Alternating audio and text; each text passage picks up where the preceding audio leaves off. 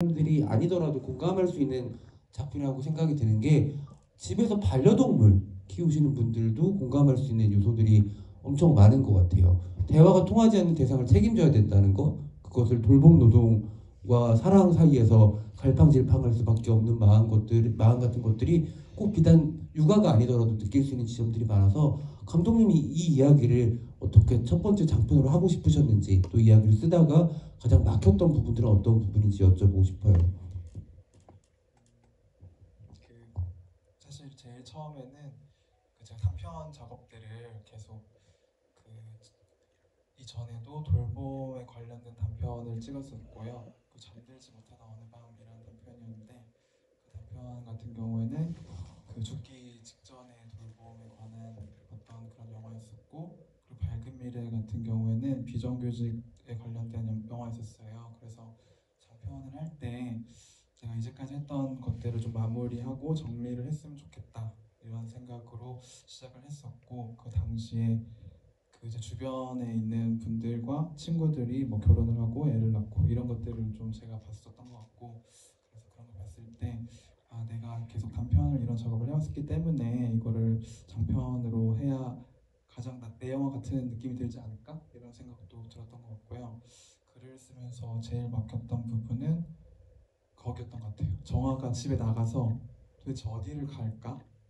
이 질문을 정말 많이 했어요. 그래서 뭔가 정말 여러 가지를 생각을 했는데, 사실 그거에 대한 해답은 저의 해답이었던 것 같아요. 그러니까 나였으면 영화관 갔을 것 같다, 나로 생각을 해서. 그래서 영화관을 갔고, 그렇게 해서 앞에 대사를 언제 한번 영화로서 봤으면 좋겠는데 라고 추가를 거꾸로 하게 됐고, 그 부분을 가장 많이 고민하지 않았을까 생각합니다. 네, 관객분들이 남겨주신 이야기도 조금 소개를 해드리겠습니다.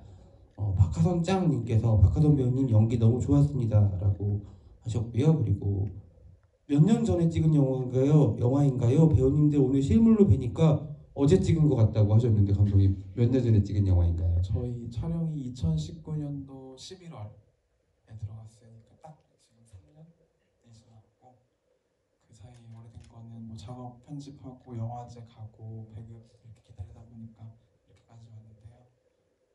좀 3년이라는 시간이 걸린 것 같습니다. 딱 코로나 기간 동안에 네네. 찍어서 더 고생을 많이 하셨겠다는 생각이 드네요. 그리고 JK님께서는 영화 속에서 오민혜 배우님의 서늘한 표정과 조용한 말투, 나오실 때마다 긴장감을 느끼게 돼서 너무 좋았습니다. 연기하시면서 어떤 마음으로 하셨는지 궁금하다고 하셨어요. 그러니까 아까 말씀드린 어떤 위축된 지금 상황의 눈치를 많이 보게 되는, 조심하자, 혹시나 책 잡히지 않아야 한다라는 어떤 그런 조심스러운 마음, 그런 걸 좀 품고 했었어요. 그리고 영화는 편집 예술 아닌가요? 그러니까 잘 편집을 하셔서 그렇게 만드신 것 같아요. 네. 죄송합니다. 이상한 대답. 아닙니다. 그리고 육아는 힘들어님께서는 오동민 배우님 최근 옆집 사람도 잘 봤습니다. 본인이 생각하시는 실제 모습은 어느 역할이 더 비슷하신가요? 둘 다 아니었으면 좋겠네요. 둘 다 아니었으면 좋겠습니다. 그래도 만약에 이 첫 번째 아이 속에 우석과 내가 비슷한 점이 있다. 조금씩 있는 것 같아요. 둘 다. 우석이처럼 좀 고집스럽고 자기만의 세상에 빠져 있는 면도 있고, 옆집 사람의 찬우처럼 우유부단한 면도 있고. 근데 이렇게 좋은 분들과 이렇게 양 옆에서 이야기를 많이 전해 듣고 하면서 조금씩 발전해 나가는 것 같습니다. 말씀을 그렇게 하시는데 너무 좌불안석인 것 같이 느껴집니다. 그리고 신기한 게 옆집 사람 영화도 저희 영화 딱 일주일 전에 크랭크업을 해가지고 딱 넘어왔었거든요, 촬영 현장을. 근데 개봉도 똑같이 일주일 차이로 하는 거 보고 너무 신기하고. 전날 아니에요? 전날? 네, 전날 네. 크랭크업하고 다음날 갔어요. 바로 넘어왔어요. 네. 그래서 되게 섬세하게 고침을, 사실 이게 나중에 중요한 순간을 말씀드리려고 아끼고 있었는데, 허정재 감독의 연출력이 정말 대단하구나라는 게 그런 점에서 느껴진 것 같아요. 이렇게 아주 세심하게 이 사람을 잘 넣지 않다 그러죠. 베스트셀러도 있는데 이렇게 유도해가지고 점 하나씩 찍어가지고 제가 잘 갈 수 있게끔 이렇게 유도해주는 멋진 연출이더라고요. 저는 한 게 없는 거 같고, 저는 그냥 카메라 대고 찍은 것밖에 없어요. 그건 말이 안 돼요. 그건 촬영 감독님이 하신 거잖아요. 네. 그리고 후반으로 갈수록 우울함이 정화의 감정을 휘감고 있는 느낌인데 엔딩 장면에 젓가락 소리조차 우울하게 들리더라고요. 혹시 앞으로의 정화의 삶에 대해 감독님이나 박하선 배우님이 생각하신 스토리가 있으신지 궁금합니다. 라고 하시고 그리고 오민혜 배우님 좋아합니다. 하트 하셨어요. 박하선 배우님 앞으로 정화 어떻게 살까요?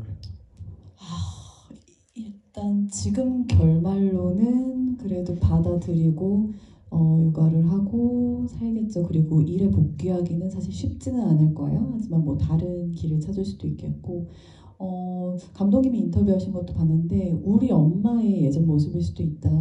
뭐 그런 말씀을 하셨어요. 그래서 많은 분들이 일을 실제로도 제가 유치원 엄마들을 만나도 이렇게 저는 다 직업을 아시잖아요. 그래서 못 물어보고 있다가 한 3번 정도 만났을 때 근데 다 무슨 일 하세요? 이렇게 물어봤을 때 대부분 반 이상이 전업 엄마를 하시고 근데 처음부터 일을 안 한 건 아니었고 일이 있는데 애가 생기면서 일을 그만두고 이런 분들이 많더라고요. 그래서 그런 분들의 이야기가 아닐까 생각을 했고 사실 원래 첫 결말은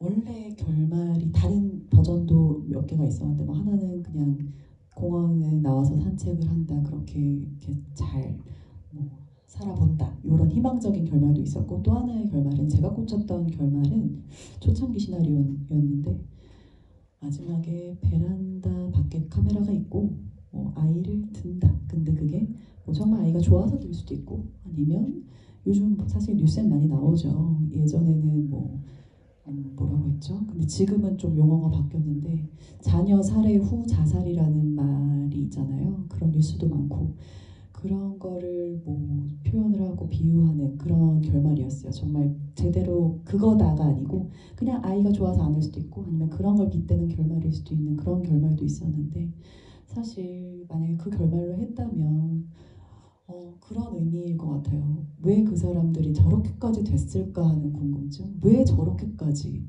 근데 그 분들도 아주 다 나쁜 사람은 아니었을 것 같아요. 그렇게 할 수밖에 없던 이유가 있었고 잠깐 그때 사람이 한 번씩 미칠 때가 있잖아요. 그리고 벗어날 수 없을 때 그런 상태를 보여주지 않았을까. 그래서 참 우리 사회의 여러 가지 엄마의 모습을 결말 이후에 뭔가 보게 되지 않을까. 다 각자의 몫이지만 그런 여러 가지 모습을 보여드리고 싶었던 것 같아요. 그래서 결말은 바뀌었지만 대신에 비유를 많이 하셨죠. 뭐 정아가 의자 위에 올라가 있거나 아니면 베란다 문을 연다. 그게 환기를 시킬 수도 있고요, 여러분. 그리고 그냥 집이 더워서 문을 열었을 수도 있지만 뭐 아이에 대한 답답함일 수도 있고 나 자신에 대한 답답함일 수도 있고 그런 여러 가지 비유를 하셨던 것 같아요. 우리가 겪고 있는 뉴스에 뭔가 영화보다 더 영화 같은 그런 일들을 좀 담아내고 싶으셨던 게 아닐까. 네, 그 서윤이도 연기를 정말 잘한 게 물론 감독이 연기 디렉팅을 아역 배우 박수민 배우에게 했겠지만 이렇게 마음대로 되지가 않잖아요. 근데 그 정화가 문 열 때 정말 복장 터지게 거기 앉아가지고 장난감만 가지고 놀고 있어요. 약간 그 돌부처처럼 앉아가지고 놀고 있는데 그게 너무 사실은 편한 애기기도 하고 좋은 애기기도 한데 어떻게 보면 그게 더 힘들거든요. 애기 볼 때는 그냥 어떤 액션도 취하지 않고 어떤 것도 요구하는지 알 수가 없을 것 같은데 그래서 그때 정화가 나가는 장면 같은 게 진짜 박하선 배우님 말씀처럼 되게 복합적으로 이해가 되더라고요. 환기일 수도 있고 아니면 더 나쁜 상황일 수도 있고 같은 되게 여러 가지 마음들이 있었는데 다행히 감독님이 결말을 아주 손쉬운 감동이나 아니면 너무 끔찍한 비극으로 안 가는 선택을 해주셔가지고 그런 부분 때문에 더 여운이 길었던 것 같아요. 허정재 감독님은 이 결말 이후에 정화의 삶이나 아니면 우석이나 화자의 삶에 대해서 좀 생각해 보신 적이 있는지 궁금하고 박하선 배우님 말씀처럼 개인적으로 갑자기 산후조리원도 하셨고 어린 완전 영유아 육아도 하셨으니까 몇 년 후에는 초등학생 교육 관련된 드라마나 영화에도 출연해 주셔서 평생 이렇게 작품 연보를 이어가줬으면 좋겠다는 생각이 갑자기 드네요. 감사합니다. 네. 놓치지 않을 거예요. 네, 감사합니다. 허정재 감독님. 네. 결말은 사실 아까 말씀해 주셨던 대로 진짜 여러 가지 버전이 있었는데 그게 시나리오를 너무 많이 고치다 보니까 희망 버전도 있었고 그리고 비극적인 버전도 있었고 여러 가지가 있었어요. 근데 비극이었을 때는 조금 더 그런 생각이 들더라고요. 이게 너무 자극에 편중하는 거 아닐까? 이런 생각이 들었고, 희망은 너무 대책 없는 희망을 주는 거 아닐까? 이런 생각이 들었던 것 같고, 그래서 그냥 정말 담담하게 사실 그냥 이런 엔딩이 정답일 것 같다. 왜냐면 제가 이 이야기를 하면서 정답을 제시할 수 있는 자격은 없는 것 같다라는 생각이 들었고, 그래서 이 이후의 삶도 뭐 어떻게 제가 얘기를 하면은 오히려 굳어질 것 같고, 보시는 관객분들 속에 상상을 하면 좋지 않을까? 이런 생각을 하게 되는 것 같습니다. 네, 정말 현실적인 캐릭터들과 그리고 정말 실생활에서 만날 법한 이야기들이 있었어서 더 롤러코스터를 안 타신 게 좋았다는 생각이 다시 한번 또 드는 것 같습니다. 또 팀장의 마지막 대사 아이는 엄마의 사랑이 필요하다는 여전히 유가리 여성의 전담해야 한다는 의미를 보여주신 건가요? 라고 물어보신 분이 계신데, 이 세 분 배우님들 말고도 안민영 배우님과 임영국 배우님도 정말 좋은 연기를 보여주시고, 특히 임영국 배우님 정말 사람 뒤집어지게 만드는 그런 팀장 캐릭터를 너무 잘해주셔가지고 저런 역할을 정말 잘 어울리신구나라는 생각을 했던 것 같아요. 이 팀장의 멘트 중간중간 계속 그런 멘트를 던지잖아요. 육아 힘든 거 안다고, 자기도 애가 둘이 있다고, 뭐 이런 식으로 뭔가 남의 사정 아는 것처럼 말하지만 사실은 그렇지 않은 캐릭터를 만드셨는데, 이런 멘트 대사 같은 것들은 또 어떤 의미를 가지고 있는 건지 감독 있게 여쭤볼게요. 사실은 그 대사 엄마의 사랑으로 하는 거지라고 하는 걸 좀 강조를 초반에도 했었고 후반에도 이렇게 했는데, 아무래도 그런 것 같아요. 지금 되게 힘들고 사실은 제가 시스템에 관련된 이야기를 하려고 했는데 그거를 지탱하는 건 엄마의 사랑이라는 희생이 아닌가?